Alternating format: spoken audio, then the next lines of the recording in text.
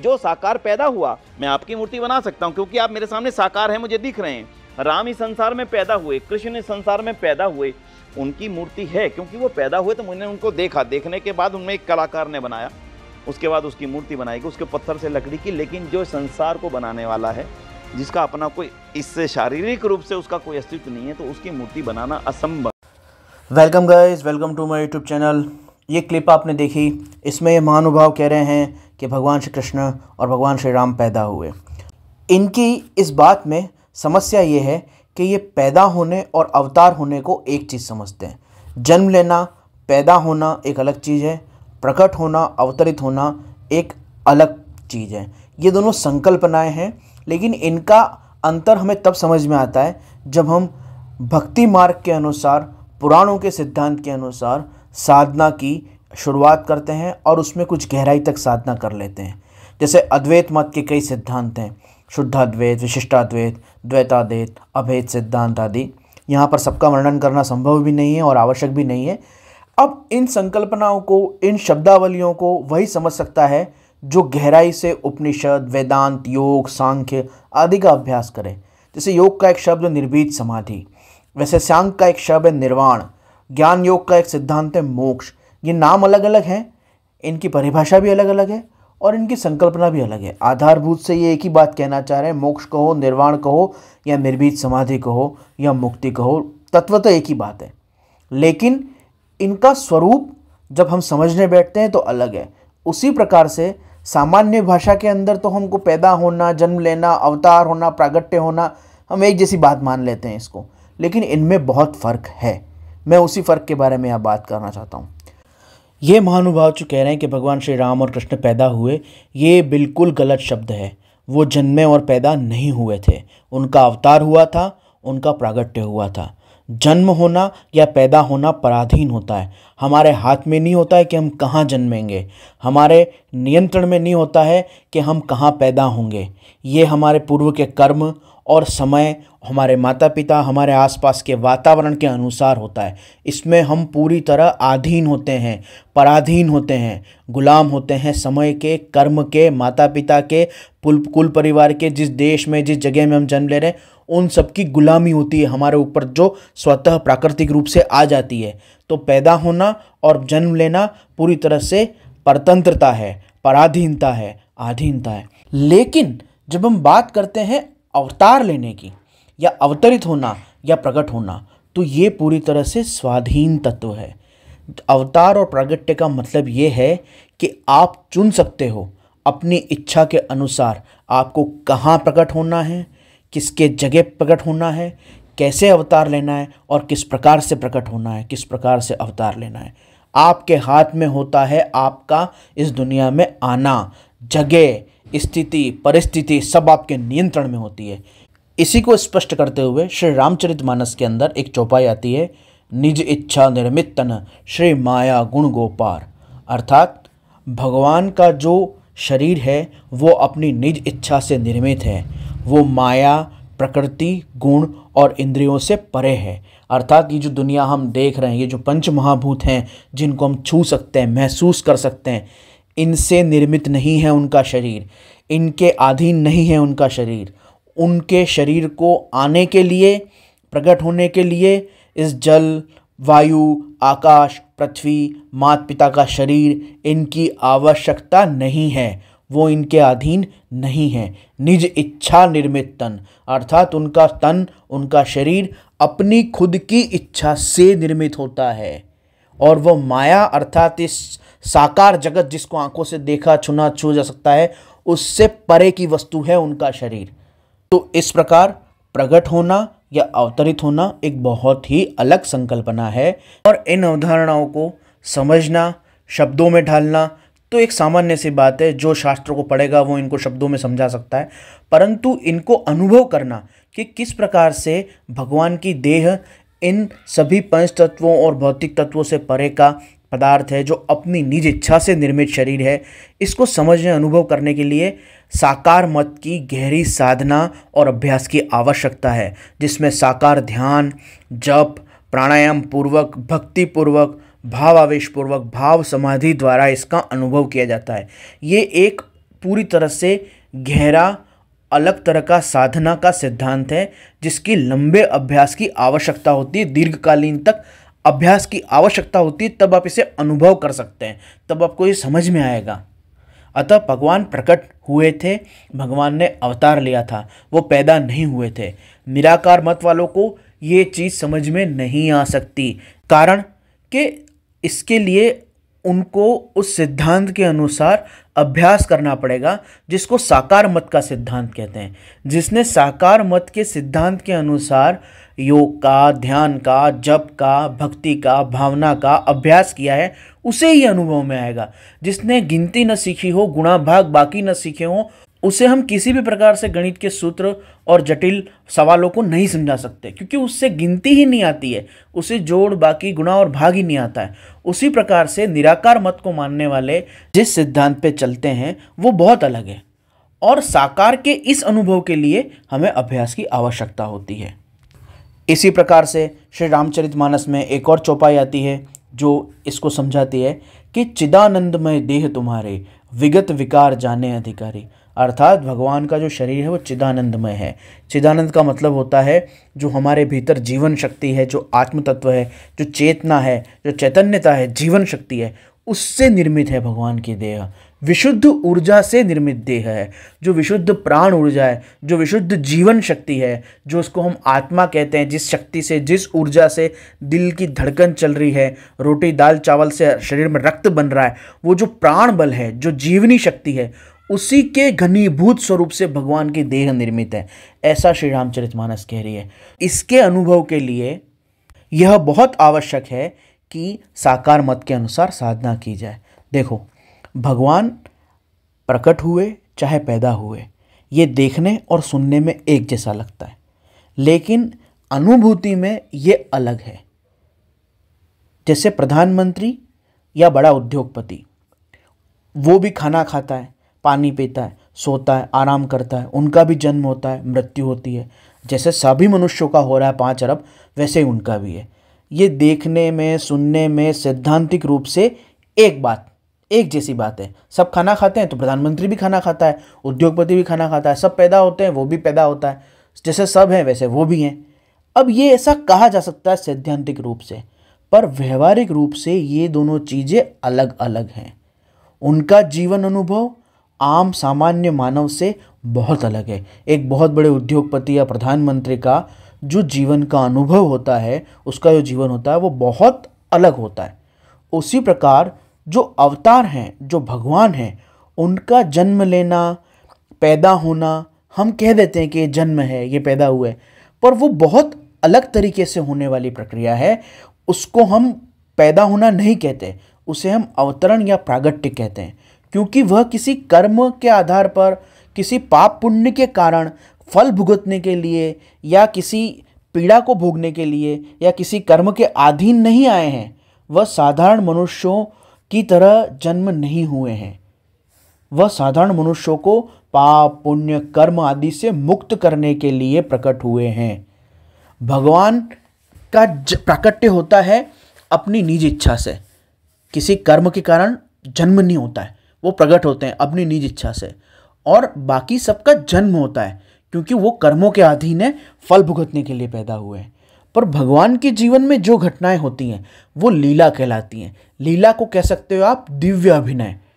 एक ऐसा अभिनय जिसमें अभिनेता जानता है कि मैं अभिनय कर रहा हूँ, पर बाकी सब लोगों को लगता है कि यह सच है।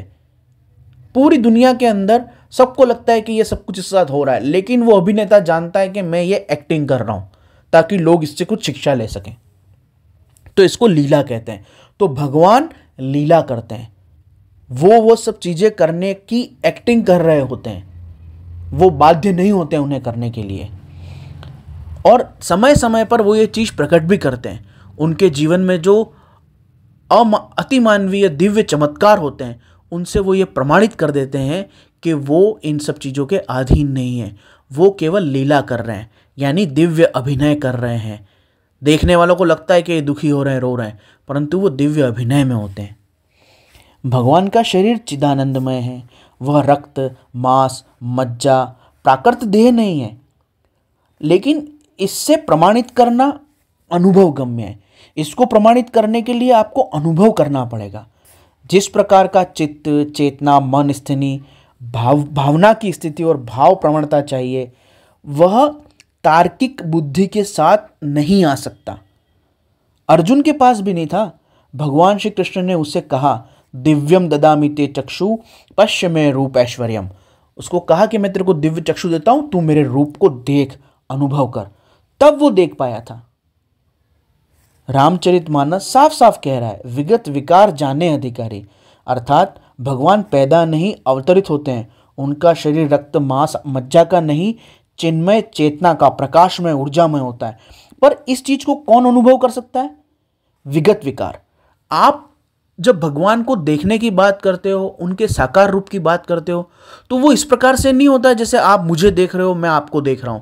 वो इस प्रकार से नहीं होता जैसे आप अपने आसपास की वस्तुओं को देख रहे हो। वो अनुभव आपको भावना के स्तर पे होता है। वो अनुभव आपको मन के स्तर पे होता है। आपकी गहरी ध्यान और समाधि की अवस्था में शुरू में वो अनुभव होता है। फिर जब अभ्यास बढ़ता है तो वो आपको थोड़े से ध्यान और समाधि में अनुभव होने लगता है, और फिर वो आपको खुली आंख आसपास भी वो सब कुछ अनुभव होने लगता है। और एक स्थिति ऐसी आती है कि आप उसे उस प्रकार फील कर सकते हो। उसको देखना नहीं कह सकते। जो साकार रूप में ईश्वर दिखता है उसे आप देखना नहीं कह सकते। वो इस प्रकार से दिखना नहीं होता है, क्योंकि वो ऊर्जामय चैतन्य शरीर होता है। अब इसके लिए रामचरितमानस कह रही है कि विगत विकार जाने अधिकारी, यानी जो काम, क्रोध, लोभ, मोह आदि विकार हैं, इन पे जिसने विजय पाली है, जो गहरी समाधि, ध्यान आदि के अंदर सिद्ध पारंगत हो चुका है, जो भगवान के ध्यान और जप में इतना गहरा गया है कि उसने भाव समाधि का अनुभव किया है। मैं फिर से कह रहा हूं, मैं यहाँ योग की समाधि की बात नहीं कर रहा हूं। यहां जिस समाधि की बात हो रही है वो भाव समाधि है।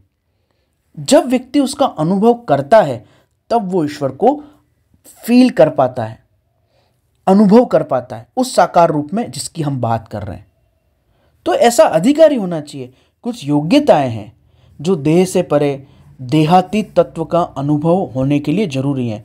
देहातीत तत्व का, शरीर से, स्थूलता से परे आत्म तत्व का जिसको अनुभव हुआ है, उसको ये चीज समझ में आ सकती है। आज विज्ञान मानता है कि त्वचा के 7 आवरण हैं, क्योंकि इलेक्ट्रॉनिक माइक्रोस्कोप बन गया। लेकिन पहले जब आयुर्वेद ने यही बात कही तो उसको अंधविश्वास कहा गया और कहा कि यार ये झाड़ फूक की बातें। क्यों? क्योंकि उनके पास भौतिक प्रमाण नहीं था। तो भौतिक प्रमाण अगर किसी बात का नहीं है तो इसका मतलब ये नहीं है कि वो बात असत्य है। आज मोबाइल ना हो तो कौन मानेगा कि विद्युत चुंबकीय तरंगे बिना तार के, बिना केबल के ध्वनि और शब्दों और चित्रों के रूप में एक जगह से दूसरी जगह भेज जा सकती हैं। आज हम जो मोबाइल में फ़ोटो देखते हैं, वीडियो देखते हैं, वो विद्युत चुंबकीय तरंगों का प्रक्षेपण होता है। हमारा मोबाइल इसे रिसीव करता है और फिर हम उनको देख पाते हैं। तो वायुमंडल में तो हमको कोई ध्वनि नहीं सुनाई देती है, कोई चित्र दिखाई नहीं देते हैं, पर वायुमंडल की वो सूक्ष्म तरंगें मोबाइल पूरी तरह से रिसीव करता है और फिर उनको दिखाता है। बिना मोबाइल के, बिना इंटरनेट सिग्नल के हम इसको प्रमाणित नहीं कर सकते कि विद्युत चुंबकीय तरंगें इस प्रकार काम कर रही हैं। लेकिन उसको प्रमाणित नहीं कर पाने का कारण हम ये नहीं कह सकते हैं कि विद्युत चुंबकीय तरंगें होती ही नहीं है, या हम ये कर ही नहीं सकते क्योंकि हम नहीं देख पा रहे हैं। जैसे रेडियो तरंग, विद्युत चुंबक तरंग वातावरण में है, अभी यहां पर हैं, और रेडियो होगा तो ध्वनि सुनाई देगी। वैसे ही जब साधक के मन शरीर, भावनात्मक शरीर की योग्यता गहन समाधि के अभ्यास से, भाव प्रवणता के निरंतर अभ्यास से इस गहरी एकाग्रता को महसूस कर लेती हैं, तब वो साकार ईश्वर को अनुभव कर पाता है, देख पाता है। वरना उसे ये सब कुछ कपोल कल्पना ही लगेगा। जैसे एक व्यक्ति जब गिनती सीखता है, बार बार गणित का अभ्यास करता है, तो फिर वो गहरे सूत्र को समझ पाता है, और फिर उपकरणों को चलाना, किस प्रकार से ये उपकरण काम करते हैं, वो सब भी वो समझ पाता है। उसी प्रकार से जब आप बार बार भावनात्मक अभ्यास करते हैं, कल्पना करते हैं, भावना बनाकर मन में ही ईश्वर के साकार स्वरूप की, तो वो आपकी भाव प्रवणता गहरी एकाग्र होकर आपको एक समाधि का अनुभव करवाती है, जिसमें भावुकता और इमोशन का एक बहुत ज़्यादा कंडेंस फीलिंग होती है। तब आप इस चीज़ को फील कर सकते हैं। जब साधक को समाधि का अभ्यास होता है तो वो जान जाता है कि क्या होता है चिदानंदमय शरीर, जो रामचरितमानस में लिखा है, चिदानंदमय देह तुम्हारे विगत विकार जाने अधिकारी। हमारी स्थिति ये है कि हम में भावना बची ही नहीं है। किसी दुखी को देखकर हमको रोना नहीं आता, किसी सुखी व्यक्ति को देखकर हम सुख महसूस नहीं करते हैं, जलन जरूर महसूस करते हैं। ऐसी तो हमारी हालत है कि हम में प्रतिस्पर्धा भरी हुई है। हर चीज़ में हम तुलना करते हैं, सामने वाले के पास इतना है तो मुझे भी इतना करना ही है। अब फिर हमें उसका अनुभव कैसे करवाया जाए जो विशुद्ध भावना से, अपनेपन और प्रेम की भावना से होता है। अब जो भाव समाधि की आवश्यकता है, वो सारी इच्छाएं हमारे अंदर, धन, सुख, संपत्ति, ये सारी इच्छाएं बन के सड़ के हमारे अंदर बास मार रही हैं, सड़ के लाश बन गए हम। हमारे अंदर जो भावना है वो यही सब है, प्रतिस्पर्धा, जेलसी। और किसी दुखी को देख के हमको रोना नहीं आता है, किसी से अपनापन महसूस नहीं होता। भाव समाधि का अनुभव करने के लिए व्यक्ति ऐसा चाहिए जो वृक्ष को चोट लगे तो भी भावुक हो जाए, उसको गले लगा ले। ऐसा शुद्ध हृदय चाहिए जो किसी गरीब को, भूखे को देखकर खाना उसको दे दे, खुद भूखा रह जाए। उस उदात्त भावनात्मक स्थिति में ये बातें अनुभव होती हैं। अब स्थिति तो हमारी ऐसी है कि सड़ी हुई लाश जैसा हमारा मन है, जिसमें भावना बची नहीं है। ऐसे भावना रहित, शुद्धता रहित जो मन है, उसको लेके हम ये सब प्रमाण पत्र बांटने निकले हैं कि भगवान श्री राम और कृष्ण पैदा हुए थे। सबसे पहले तो ये बात समझ लो कि हमारे शास्त्रों और ग्रंथों में भगवान श्री राम और कृष्ण आदि अवतारों को मनुष्य कहने वाला, उन्हें साधारण कहने वाला, उन्हें जन्मने और मरने वाला कहने वाला, कि उन्होंने जन्म लिया था, उनकी मृत्यु हुई थी, ऐसा कहने वाला जो व्यक्ति है वो रावण, कंस, दुर्योधन की श्रेणी का व्यक्ति है।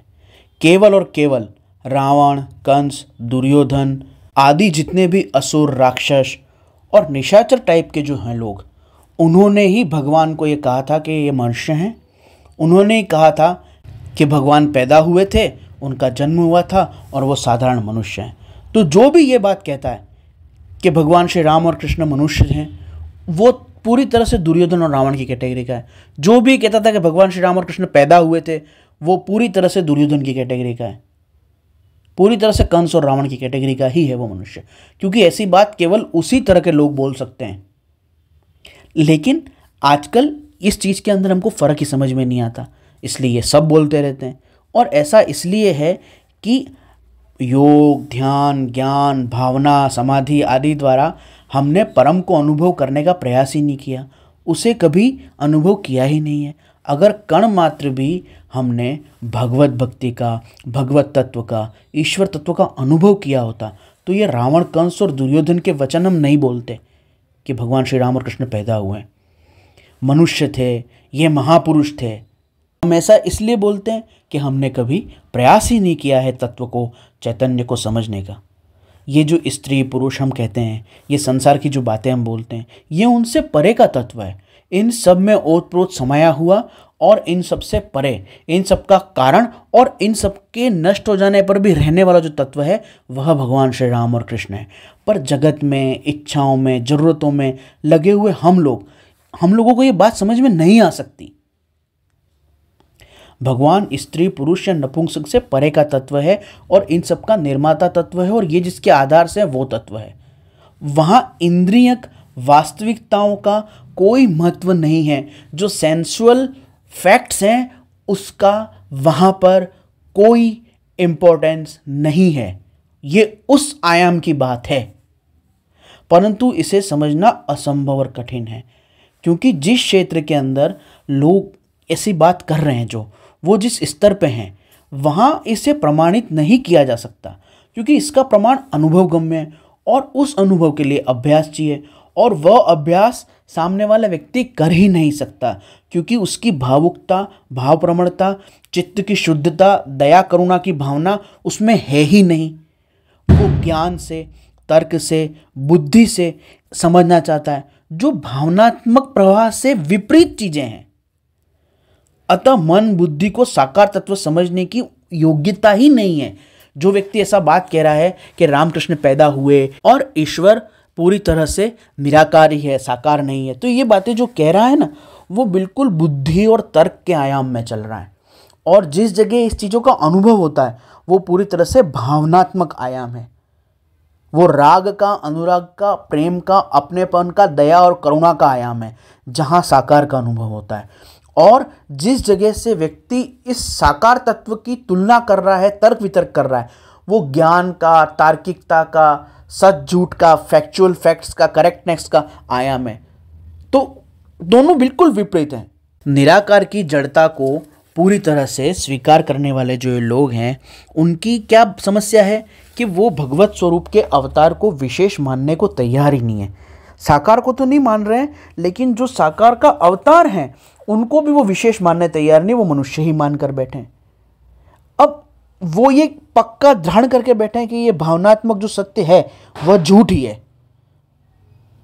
तुम्हारा असत्यार्थ अंधकार नामक जो किताब है ना आर्य समाजियों का, वो हिंदू धर्म की बाइबल और कुरान है, क्योंकि अन्यों की निंदा और दूरदर्शन का पाप उसमें भरा हुआ है। उसमें खुद के ही सिद्धांत को सही मानने का दुराग्रह है। उसमें सनातन का अपशिष्ट मत है। जैसे मलमूत्र बनता है, वैसे सनातन में जो निंदा, तुलना, कट्टरता घुस गई, उसी से आर्य समाज बना है। ये गंदगी वही है और तुम्हारे द्वारा निर्मित है, जो निंदा, कट्टरता, दोष दर्शन को लेकर चलता है। समस्या अद्वैत के, निराकार के, उपनिषद के मत में नहीं है। समस्या इस बात में है कि जो निंदा और कट्टरता आपके दिल में बैठी हुई है, जैसे अब्राहिम रिलीजन में होती है, वैसे ही आर्य समाजियों के दिल में बैठी हुई है, और वही समस्या है। क्योंकि आप अपने निराकार मत की जो बुद्धिकता है, जो तार्किकता है, उसके प्रति दुराग्रही हो। भावनात्मक रूप से समझने की आवश्यकता है। अगर आपको साकार तत्व को समझना है तो उसका साधन पद्धति अलग है। आप जब तक उसको करोगे नहीं, उसके अभ्यासी नहीं बनोगे, तब तक आप वो अनुभव ही नहीं कर सकते।